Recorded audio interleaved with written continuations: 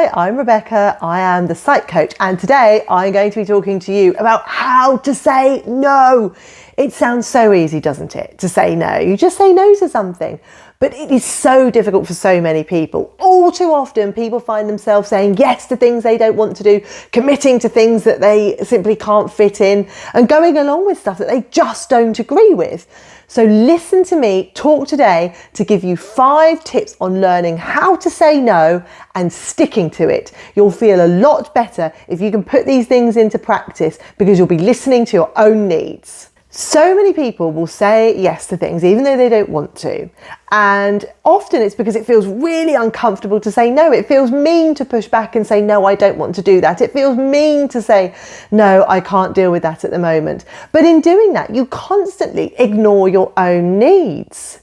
So it's really useful to learn how to say no. And if you find saying no really difficult, practice on the easy things, then build up to more difficult things. Tip number 1. Delay saying yes. If you're somebody who never says no, then saying yes probably comes out of your mouth really easily. In fact, it's probably an automatic thing that just fires out of your mouth. Yes, I can do that. Yes, I want to do that. Yes, I'll do that for you. So delay saying yes.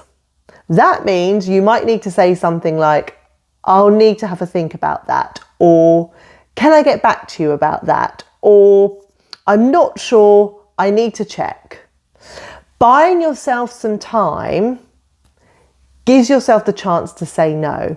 So delay saying yes with the view that you can really give some consideration into whether or not you actually want to say yes to what you've been asked to do. Have a rule though that you are not allowed to say yes. You must buy yourself time. So it's, I'll get back to you. I'm not sure. Let me check. I need to check with someone else. Do something to buy yourself time.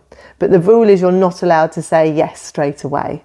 By delaying the yes, you really are able to consider, is this something I want to do? Is this something I've got capacity to do?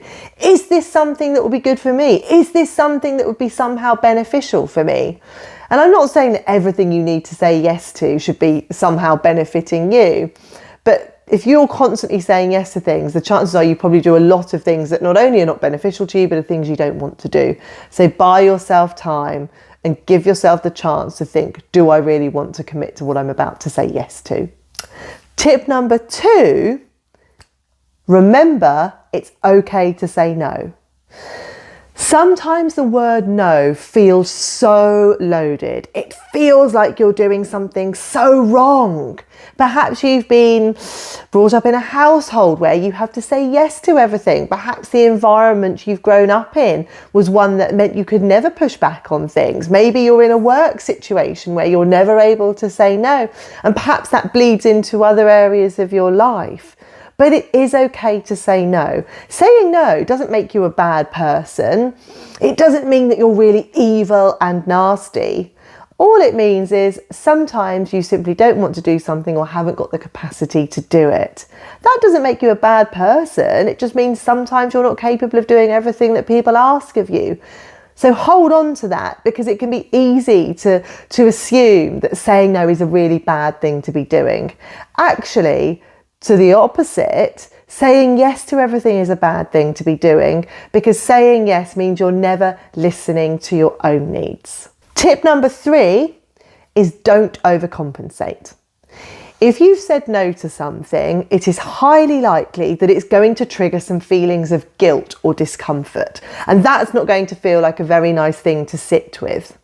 So what you're then at risk of doing is overcompensating. So when we feel guilty, we often feel compelled to overcompensate and then go overboard and say, but I'll see you for double the amount of time next week, or I will buy you something, or I will definitely do even more than that when I see you in a month's time.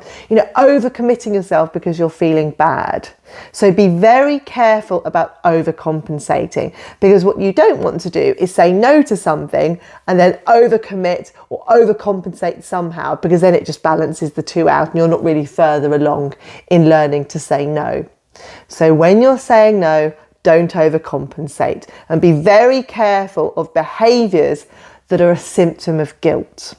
Check to see if you're doing something because you're feeling guilty. If you're doing it because you're feeling guilty that you've said no, stop the behaviour. Just tolerate that guilt and trust that it will come and it will go back down, just like a lot of other feelings, positive and negative. Tip number 4 is be open about what you're trying to do. If it's feeling really difficult for you to say no, sometimes it can be easier to say to someone, look, I'm trying to do a bit of self-development, or I'm trying to focus on my own needs. And in doing that, I'm trying to practice saying no. And this is one of those scenarios where I need to say no. And sometimes saying what you're trying to do and saying that that's an objective that you've got at the moment takes away the personal element of it, because what you're saying is, this isn't just about you I'm saying no to, it's just a general thing I'm practicing. And that can make it slightly easier to say no. And secondly, it also almost blames the goal. It blames your objective on why you're saying no. It doesn't assign the blame to yourself. Not that blame should be assigned, but I think if you're feeling guilty, you probably are going to assign blame. So be open to people, if you're finding it really difficult to say no, about what you're trying to do.